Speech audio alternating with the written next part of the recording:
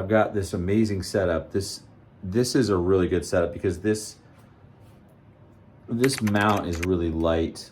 So I took it to Cherry Springs on Monday, and when I went to Cherry Springs, I took this setup just like this.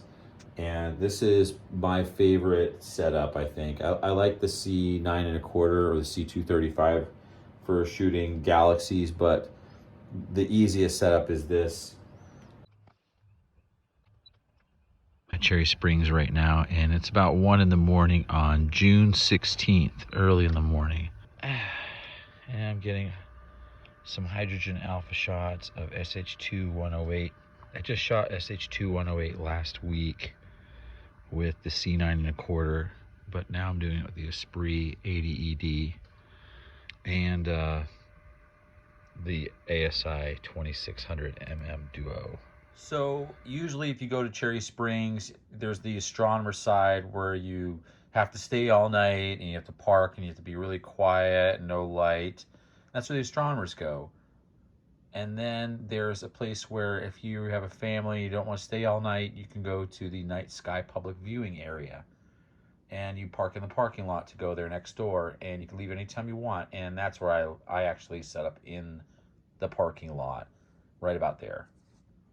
I'm shooting in the parking lot here because it's just a really quick tear down and set up. I've got the Canon 5D. I'm shooting some galaxy shots.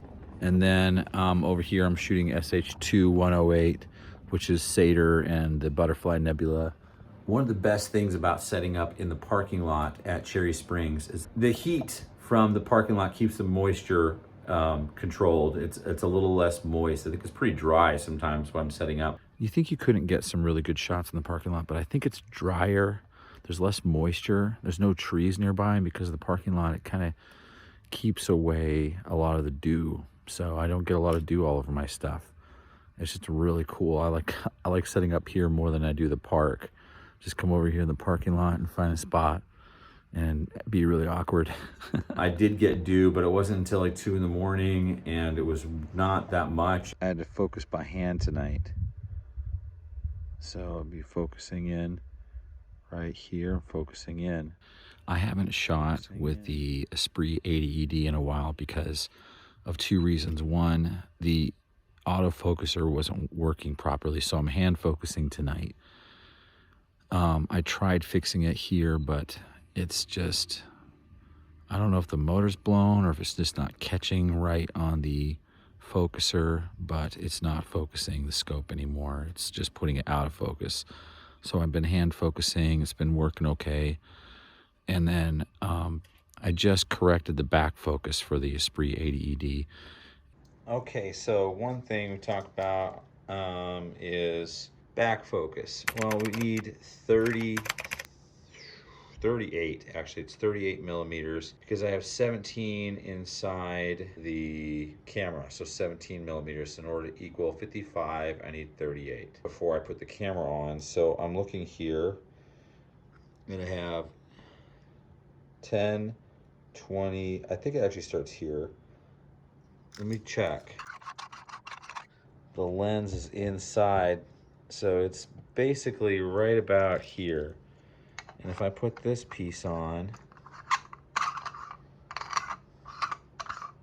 those scratch marks are on there from me having to pry this off the camera.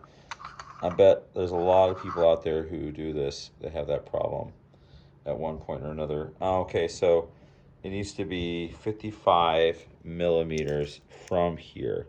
And what I have right before I even put the camera on, I already have 50. And the camera's supposed to put on more. It is so ridiculous. How are you supposed to have it? I guess I can't have this extra 8 millimeter piece on. Now here, I will take off these. And then whatever I have on here, I gotta add 17 millimeters.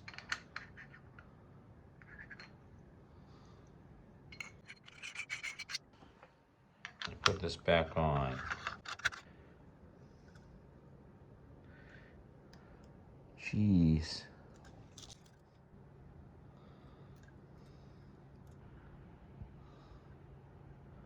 From what I hear, most of the time this is forgiving, but you have it perfect. You can't, that's what you want. That's what you want to go for. Okay, and now the filter's there. Okay. So there is the sensor. Yeah, we're at 50. We're basically 50. So I need a 5.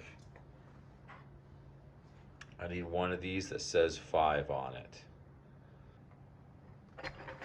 Okay, so here's the ones I was using. I need one that says 5. It's 20. Found it. It's right there. Now I just gotta put that baby on. It should be perfect. I've heard that it's better to keep your filter closer to your camera. And my O2's been okay. I have a better O2 filter now. So, but still, I get some reflection, some of those big, huge, like donut shaped reflections. And we want this facing like that. Well, let's see if that works. This knob should be up. And there it is. It's up. Okay. Okay, so I can't ever plan this out that well. It just turned out to be a really clear night. And usually what happens is there'll be a really clear night coming up, and out of the blue I'll just decide, hey, you know what, I'm gonna go travel somewhere because the weather's supposed to be really good. So tonight I think it was a new moon, and it's about 45 degrees out and there's no clouds. It just rained a lot yesterday. So this is like the typical really good night to go shoot, and it's turned out to be one of the best I've had in the last month. Next thing we need to do is to fix this. So the first thing is I gotta set it up. I need it to go like this. I need to flip it around.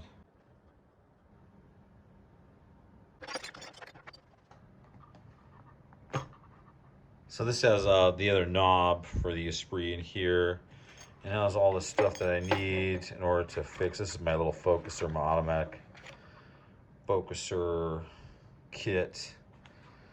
So we're gonna use it and get at this focuser and see how to get it working. Okay, so we're gonna start by removing the autofocuser.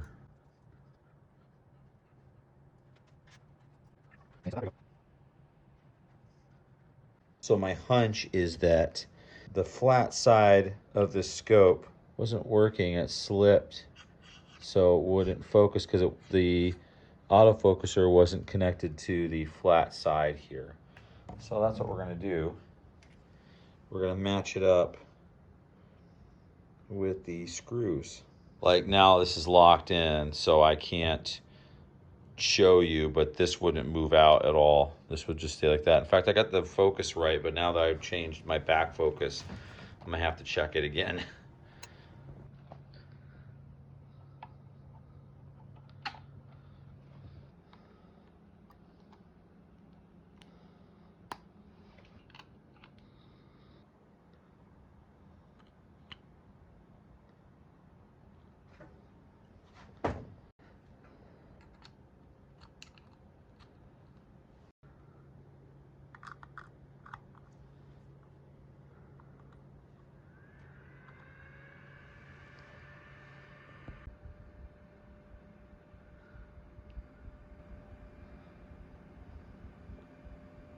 And we can see it moving. Autofocuser is fixed. Move it back in. It works again. So that's fixed. Boy, I wish I would have fixed that before I went to Cherry Springs.